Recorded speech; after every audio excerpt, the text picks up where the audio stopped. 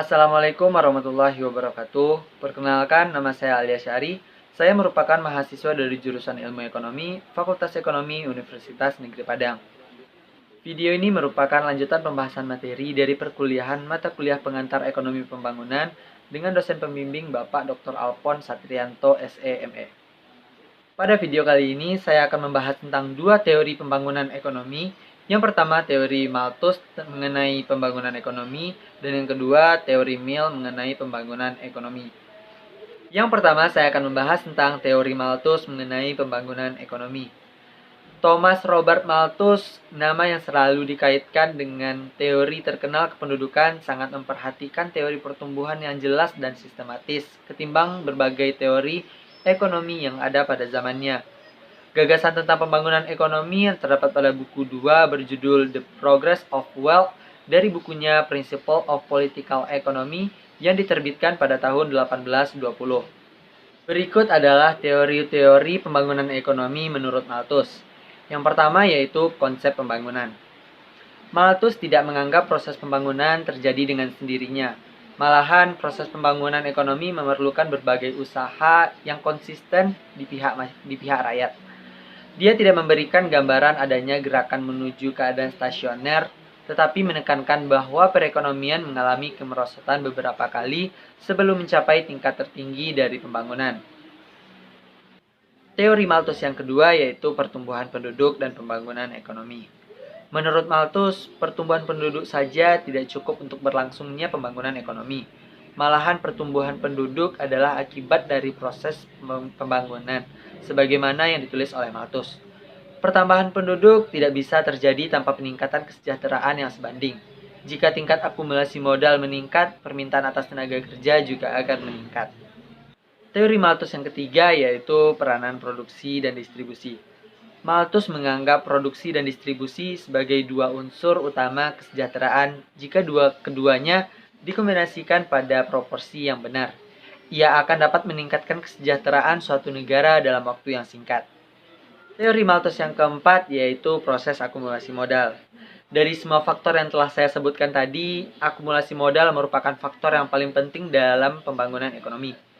Malthus menyatakan peningkatan kesejahteraan yang mantap dan berkesinambungan tidak mungkin tercapai tanpa penambahan modal secara terus-menerus. Sumber akumulasi modal adalah laba, dan laba berasal dari tabungan para pemilik modal. Teori Malthus yang kelima yaitu kekurangan permintaan efektif. Pandangan Malthus ini didasarkan pada merosotnya permintaan efektif dan pada penolakannya terhadap hukum pasar yang dikemukakan oleh Say. Malthus tidak sependapat dengan Say yang mengatakan bahwa di dalam pasar tidak mungkin terjadi overproduksi atau penawaran yang berlebihan. Menurutnya, tidak seluruhnya benar bahwa komoditi selalu dipertukarkan dengan komoditi. Pada kenyataannya, komoditi dalam jumlah yang besar dipertukarkan secara langsung dengan tenaga kerja daripada dengan komoditi.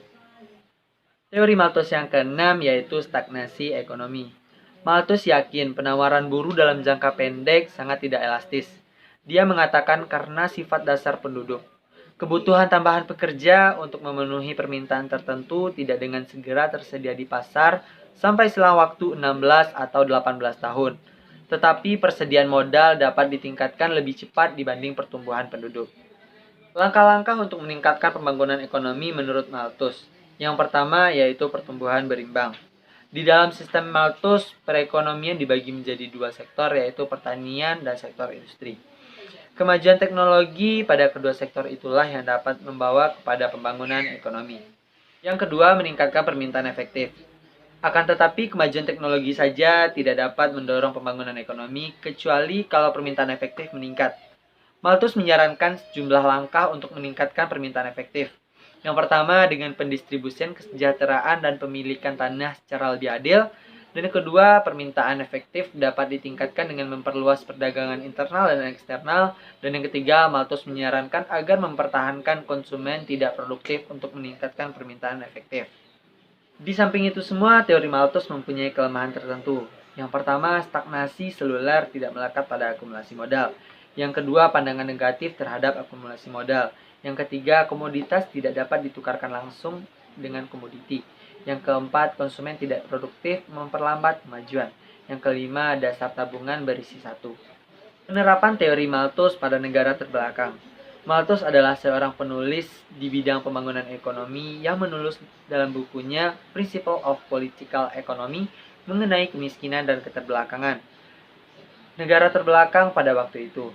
Karena itu, teori pembangunan ekonomi ia lebih banyak berkaitan dengan negara terbelakang pada saat ini. Hubungan antara pertumbuhan penduduk dan pembangunan ekonomi yang diungkapkan oleh Malthus dapat diterapkan sepenuhnya pada negara terbelakang. Hal ini menurutnya, di negara yang hanya mengalami pertumbuhan penduduk saja, usaha peningkatan kesejahteraan akan berjalan sangat lambat. Kebenaran ini terbukti di negara-negara Asia Afrika. Selain itu, beberapa langkah kebijaksanaan yang dikemukakan Malthus dapat diterapkan pada negara terbelakang. Dia menekankan pentingnya perubahan struktural untuk mengurangi relatif pentingnya pertanian dan pertumbuhan berimbang. Sektor pertanian dan industri, perluasan perdagangan internal dan eksternal untuk memperbesar pasar dan program pekerjaan umum. Yang kedua, saya akan membahas tentang teori Mill mengenai pembangunan ekonomi. Mill menganggap pembangunan ekonomi sebagai fungsi dari tanah, tenaga kerja, dan modal. Sementara tanah dan tenaga kerja adalah dua faktor produksi yang asli. Modal adalah persediaan yang dikumpulkan dari produk-produk tenaga kerja sebelumnya. Peningkatan kesejahteraan hanya mungkin bila tanah dan modal mampu meningkatkan produksi lebih cepat dibanding angkatan kerja. Berikut adalah teori mengenai pembangunan ekonomi menurut Mill. Yang pertama yaitu pengendalian pertumbuhan penduduk. Mill percaya pada teori penduduk Malthus yang dimaksudkan dengan penduduk hanyalah golongan kelas pekerja. Karena itu, dia mengkhawatirkan pertumbuhan jumlah tenaga kerja produktif yang bekerja atas dasar upah. Teori yang kedua yaitu cadangan upah. Menurut Mill, elastisitas penawaran tenaga kerja sangat tinggi dalam menanggapi kenaikan upah. Upah pada umumnya melebihi tingkat penghidupan minimum. Upah dibayarkan dari modal, karena itu upah dibatasi oleh cadangan modal yang dipersiapkan untuk membayar upah. Teori Mill yang ketiga yaitu laju akumulasi modal. Menurut Mill, laju akumulasi modal tergantung pada satu, jumlah dana yang dapat menghasilkan tabungan atau besarnya sisa hasil usaha, dan yang kedua, kuatnya kecenderungan untuk menabung. Teori Mill yang keempat yaitu tingkatan laba. Menurut Mill, dalam suatu perekonomian, tingkat laba akhirnya cenderung akan menurun karena hasil yang semakin berkurang di sektor pertanian dan bertambahnya penduduk berdasarkan laju Malthus. Yang kelima yaitu keadaan stasioner. Mill berpendapat keadaan stasioner akan segera terjadi paling lama beberapa tahun lagi dan tidak lebih. Kehadirannya tertunda oleh beberapa faktor. Mill mengharapkan kehadiran itu, karena keadaan stasioner pada akhirnya akan membawa ke arah perbaikan distribusi pendapatan dan upah bagi tenaga kerja. Mill yang keenam yaitu peranan pemerintah. Mill setuju pada kebijaksanaan liberal yang berfungsi sebagai aturan umum. Karena itu dia memberikan peranan yang minimum kepada pemerintah. Dalam usaha ekonomi, campur tangan pemerintah perlu. Misalnya untuk memperbaiki redistribusi pemilikan sarana produksi dengan rencana-rencana seperti pembagian laba dan kerjasama. Selanjutnya saya akan membahas tentang penilaian teori Mill mengenai pembangunan ekonomi. Dari semua ahli ekonomi klasik, Mill bersifat unik karena membangun suatu teori yang membicarakan hampir semua faktor yang penting bagi pembangunan ekonomi pada masa kini, yang menekankan pentingnya faktor seperti tingkat tabungan, tingkat laba, tingkat akumulasi modal, dan lain-lain. Selanjutnya saya akan membahas tentang penerapan teori Mill pada negara terbelakang. Pandangan Mill mengenai akumulasi modal, hasil yang semakin berkurang, pertumbuhan penduduk, dan peranan terbatas pemerintah dapat diterapkan di negara terbelakang. Akumulasi modal dapat ditingkatkan dengan meningkatkan sisa hasil usaha dengan memperkuat kecenderungan menabung. Demikian pembahasan tentang materi teori-teori mengenai pembangunan ekonomi, yaitu teori Malthus dan teori Mill. Semoga apa yang saya sampaikan bermanfaat bagi kita semua. Sampai jumpa pada video berikutnya. Thanks for watching. Assalamualaikum warahmatullahi wabarakatuh.